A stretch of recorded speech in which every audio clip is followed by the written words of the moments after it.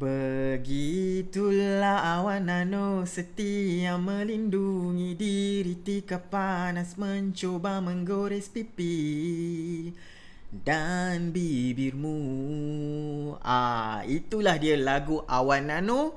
Kenapa menyanyi-nyanyi pula ni? Siapa yang tahu lagu tu? Sebenarnya screener hari ni dia berkait dengan topik awan lah, iaitu yang dipanggil sebagai Ichimoku Above Kumo. Soalan kita intro dengan lagu tersebut. Hai, saya Sudin Saleh. Selamat datang ke channel Sudin Saleh, ataupun selamat kembali kepada yang memang dah menonton video-video saya sebelum ini.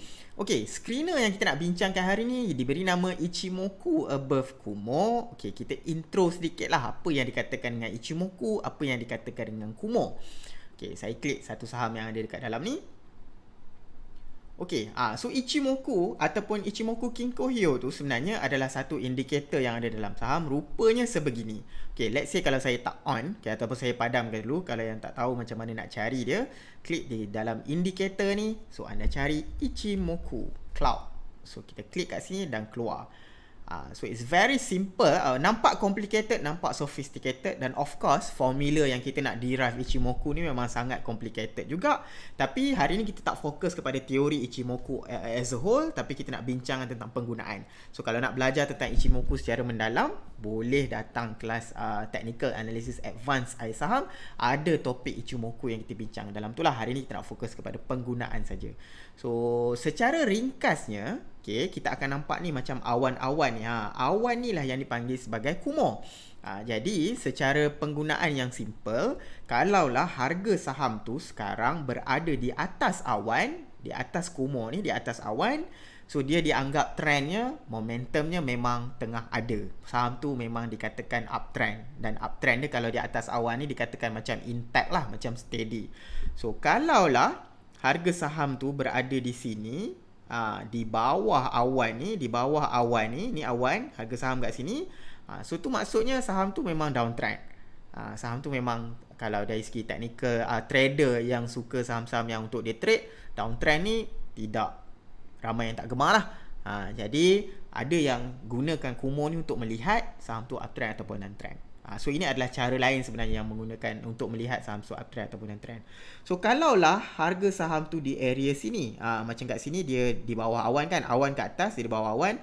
Jadi salah satu tanda yang mengatakan tanda yang saham tu dah beralih ataupun dah confirm berada di daripada yang uncertain di bawah awan kepada saham bertukar kepada uptrend pula, salah satu adalah cara dia cross lah daripada bawah awan kepada ke atas awan. Dalam contoh macam situasi ni lah untuk saham Denko ni.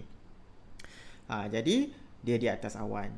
Cuma bila waktu kat sini tengok, waktu kat sini dia tiba-tiba dah elok-elok atas awan tu, masuk dalam awan ni, itu maksudnya macam kita naik flight kan, bila kapal terbang tu dia masuk dalam awan, kadang-kadang ada turbulence sikit. Jadi dia tak sure. Situasi yang merisaukan, membimbangkan. Sama jugalah macam saham penggunaan Ichimoku Kumo ni. So maksudnya kalau harga saham tu masuk di dalam awan tu, dia masuk ke dalam fasa yang macam macam mana ni lepas ni, dia nak naik atas ke, lepas ni turun ke bawah, naik atas okey ke ataupun terus turun. Jadi dia period yang of uncertain. So dalam kes ni dia kembali kepada atas awan dan steady lah di atas awan tersebut. Hampir-hampir nak masuk tetapi keluar kembali. Ini adalah nature-nya. Dia very simple, setakat menggunakan saham-saham, mencari saham yang uptrend mengikut konsep yang lain. Kita tengok contoh yang lain lah, seperti kat bawah ni Gtronic. Gtronic pun sekarang berada di atas Kumo. Masa 2 hari lepas dia masuk dalam awan sekejap, kemudian dia keluar kembali ke atas. Jadi itu adalah antara tanda yang okey lah mengikut teori Ichimoku Kumo. Okay, apa yang lain ni? Sebenarnya kita pernah bincang sikit lah. Salah satu komponen lain dalam Ichimoku ni, dalam screener higher high, higher low, midterm chart pattern tu, kita ada bincangkan. Sebab ada 2 perkara yang berkaitan Ichimoku yang kita bincangkan lah, iaitu Tenkan Sen dan Kijun Sen. Jadi siapa yang nak tahu tentang ni boleh tengok video yang saya kupas tentang higher high, higher low, uptrend, midterm. Saya ada cerita sedikit tentang Tenkan dengan Kijun, which adalah dalam area Ichimoku Kumo tu, Ichimoku indicator as a whole. Tapi hari ni kita nak fokus pada awan sahaja. Okey, so itulah sedikit sebanyak tentang penggunaan tentang screener Ichimoku Above Kumo ni. Okey, macam mana nak entry? Itu soalan yang biasa orang tanya. Okey, yang ini adalah kita ambil prinsip macam saham ni adalah saham-saham yang uptrend. Jadi nak entry boleh gunakan entry yang anda biasa guna. So sama ada kita nak pakai entry, kalau faham tentang Tenkan dengan Kijun tu, boleh juga gunakan yang itu sebagai entry line ataupun support line, iaitu kita nak entry berhampiran dengan support, ataupun entry bila dia harga bergerak ke atas line tersebut. Ataupun boleh juga gunakan ni sebagai watchlist. Nak entry, guna cara entry mengikut support dan resistance yang biasa kita guna pakai. Tak kisah menggunakan kaedah classical support.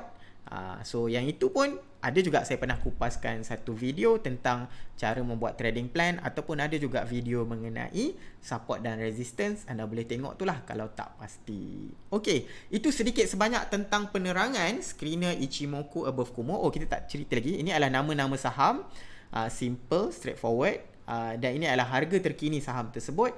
Dan remarks entry ni maknanya dia berada di atas Kumo. Bukan maksudnya remark entry boleh terus masuk. Masih lagi kena perhatikan paras entry yang selamat bagi mengikut definisi masing-masing. Kalau macam saya, selamat bagi saya adalah entry berhampiran dengan support yang terhampir. iSaham Score ni adalah total markah untuk setiap satu saham. Kita bagikan 2 markah. iSaham bagikan 2 markah. 10 markah penuh untuk teknikal yang baik, 10 markah penuh untuk fundamental yang baik. Markah totalnya adalah 20.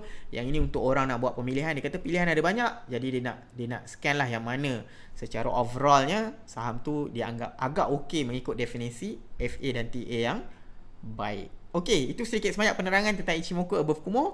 Kalau suka video yang saya buat, jangan lupa klik subscribe.